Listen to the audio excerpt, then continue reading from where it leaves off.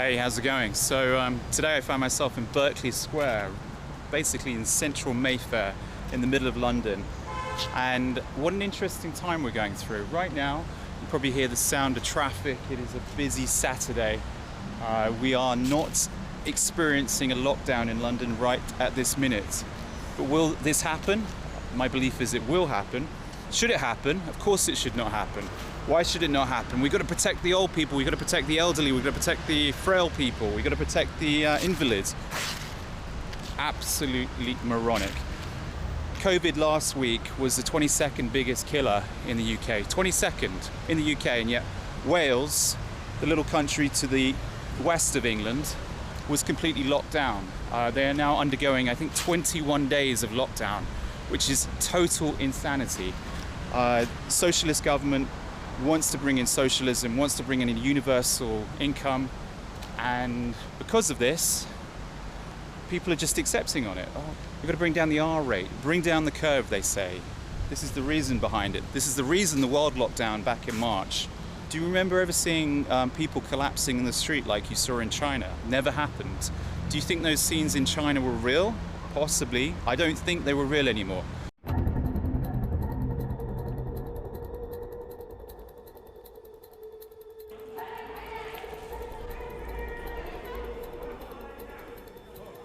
Back in December and January, when these scenes were being released to the world, I think a lot of people bought into it, including myself. I totally believe this is one big PSY-OP, and the plan has been put in place since 2019. Those that made this bioweapon had hoped the virus was going to be a little bit more powerful. Sadly for them, and thankfully for us, the virus is lethal to 0.01% of the population. Now, any death, any person dying is a tragic loss in my mind. However, if you look at the average life expectancy of the UK and Ireland, and I look at these countries because UK is my country and we're in the UK right now, as I stand under this slightly sinister rabbit, I urge you to go down the rabbit hole with this rabbit and think about this. The average life expectancy in the UK and Ireland is around about 82 years old. 82 years, it's a fairly good innings. I would like to live for longer than this. If you're Australian, you'd say fair income, that's a pretty good innings.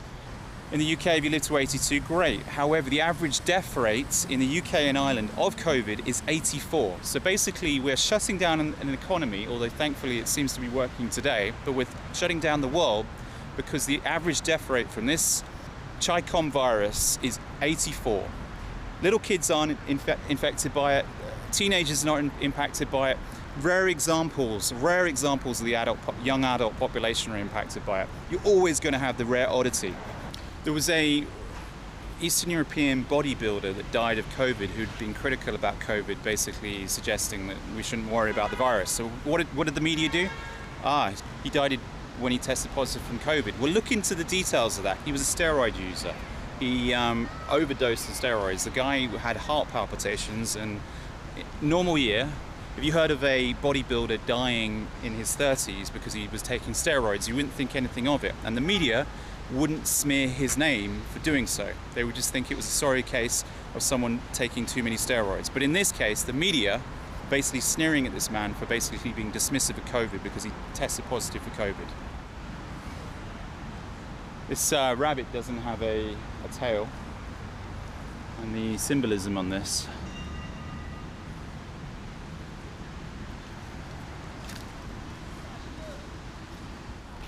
So why do I think we're going into another lockdown? Because I think this whole tiered system is setting us up for basically dragging us slowly into these more authoritarian measures.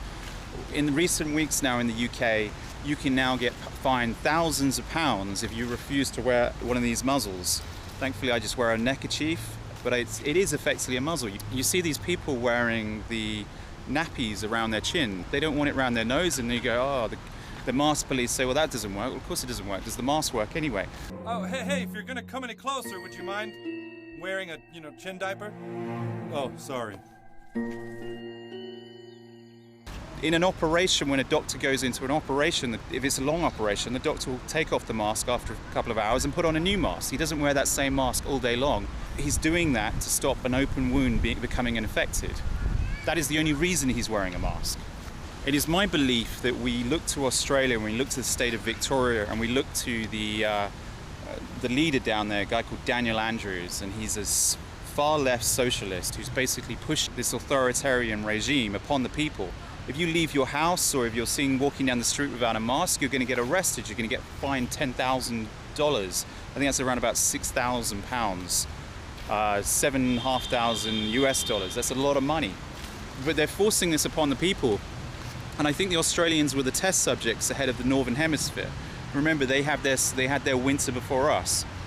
What is going to happen in the 2020-2021 winter will be more authoritarian measures. I don't know why people are standing for it. 70% of the UK population think it's acceptable for us to undergo more lockdown measures. You know them, I know them, they know me, but there's many people who are part of the Stasi mask police who effectively are policing the population. They are treating the maskless as people with the plague. This is what they want. They want the population to turn against dissidents. The mask is a way of identifying those who are submitting to these authoritarian measures. We're seeing what can they get away with. If all of the population refused to wear the mask, they would realize they can't get away with all these authoritarian measures. But the fact is, we have such submissive people that don't look at pneumonia deaths, don't look at flu deaths from the previous years and look at the numbers and then compare them to this year's numbers, and they realize those numbers have been replaced with COVID deaths. Motorcycle accidents have been replaced with COVID deaths. People that tested positive 28 days earlier for COVID but then died jumping out of a building, COVID death. People that tested positive for COVID or looked like they had COVID symptoms who then died from a parachuting accident, COVID death. They are getting away with authoritarian measures, and it's all about tracking and tracing people. If you have that NHS app, and I'm sure that there's a little symbol below this video, there's an advert on this video, or probably not because this video has probably been demonetized. They will be urging you to download the NHS track and trace app, or if you're in the USA, the US equivalent, or the Canadian equivalent, the German equivalent. Thankfully, the German population isn't standing for this, and that's why you're seeing these anti-lockdown protests in places like Berlin. The Germans dislike credit cards, the Germans dislike bank cards. They've always been fond of cash. And the reason they've been fond of cash is because those in the East have experienced the sort of Stasi culture where their actions were being followed by all. They are pushing us towards a cashless society. If we fully move towards a cashless society, Big Brother, big government can fully track and trace whatever you do. They can shut you off. If you're a dissident, they will close down your bank account, they will close down ways to pay, they will make you a complete outsider. Well, that's why many people choose to obey and go along with the system. But where does it stop? Where does this stop? It won't stop until they fully have digital slavery of every single human being on the planet. They will control your movement, they will control who you see. It's illegal right now in this country for me to go into another household and have a cup of tea with that person. It's illegal. That is controlling of our movement, that is causing the homes to be a prison. In Wales, it's got much worse, and this is where we're going. And here's the thing, this is the reason I decided to do this video in Berkeley Square. Most people driving around with their noisy Lamborghinis, there's one back there, and their noisy Ferrari, there's one over there, won't be impacted by this. The elites seem to be getting richer, whereas everyone else that's being displaced by the sort of Great Reset. Look into the Great Reset. Look into what Klaus Schwab said about the Great Reset. He wants most people's jobs to be replaced. He wants automation, and he wants complete tracking and tracing and control of the population. He wants it more difficult for you and I to go traveling. And as a traveler, that greatly upsets me. As an environmentalist, I can see his point to a small degree, but who gave him the permission? Who voted him in to dictate the Great Reset? COVID-19 pandemics, a unique opportunity to reset our global agenda, to do something about all those negative developments. I include also the lack of international cooperation. We need to build a more resilient world, and the virus is just a call for action. And we have to do everything, and hopefully, as part of the global reset, to recreate the dialogue, because the challenges, as I said already, are global and require global cooperation to be addressed. There was a theory that someone brought to my attention a couple of weeks ago, and it was about how in Middle Eastern society around about 2,500 years ago, so this is way before Islam, the leaders of that area realized the best way to control people was through covering people's faces. Now this is before Islam, remember, but they realized by putting a veil across a person's mouth, covering their mouth and their nose, the population became very submissive.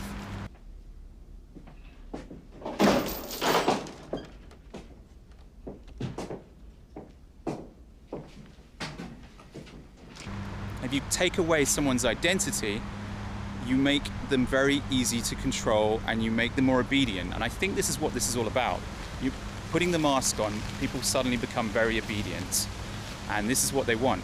But how do they keep track of people when they've got a mask on and you have facial recognition? Well, facial recognition only really works with looking around the eyes sort of area. And the mask won't be forever. Once people have accepted that they've got to keep this social distancing and they can't leave their houses and everyone's got their tracking and tracing on their phones, or they've got their digital prints on where the vaccine has been brought in, and the vaccine will happen, and there will probably be some sort of digital stamp that goes on your arm to show that you really have it. You'll have the digital passport stamp on your, maybe a digital tattoo.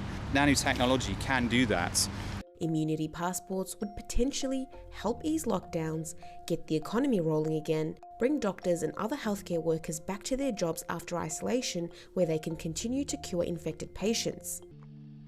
The dermal abyss presents a novel approach to biointerfaces in which the body's surface is rendered an interactive display. It could be used for applications in continuously monitoring, such as medical diagnostics, quantified self, and data encoding in the body. Preliminary evaluation was done in an ex vivo pig skin model. Several injections in the skin were done in order to understand the visibility and functionality of the biosensors. Well, ADHAR is just something that avoids you pretending to be somebody else. You won't need the mask anymore, and without having the mask anymore, you'll be easily tracked, they'll easily trace you. They're gearing up for the social credit system. What is the social credit system? Another tinfoil hat conspiracy there. Well, this is all being brought into place with China. People are no longer able to travel in China because they are deemed not socially worthy. If they've, for example, if someone's defaulted on a loan, a simple loan, they may have lost their job and they can't keep up the repayments on a mobile phone bill or an electricity bill, they're seen to default after a couple of months, I think. Their credit will drop to the floor. That person can no longer take trains, that person can no longer take flights. And it is something out of Black Mirror. And I'm sure you've all seen the episode where there's a Black Mirror episode where there's social credits. I think it's one of the few episodes I have seen of that show. It's on my to-do list, by the way. In order to restore calm, I'm invoking my authority as airport security to dock you one full ranking point as a punitive measure. This is a No! The score reverts to normal in 24 hours. But this is the future. This is the future, and it's a very dystopian future. And if we allow these incremental steps to happen, this is what we're walking towards. A very bleak future, and it's all very authoritarian. Do you really want that? You need to resist. Resist at all costs. If people tell you to put the mask on, do not. The more people they see without a mask they see, the more disobedient the population is, and the less they can get away with. Anyway, if you like this content, there'll be more like this, and hopefully I'll see you in the next video. Until next time, keep progressing.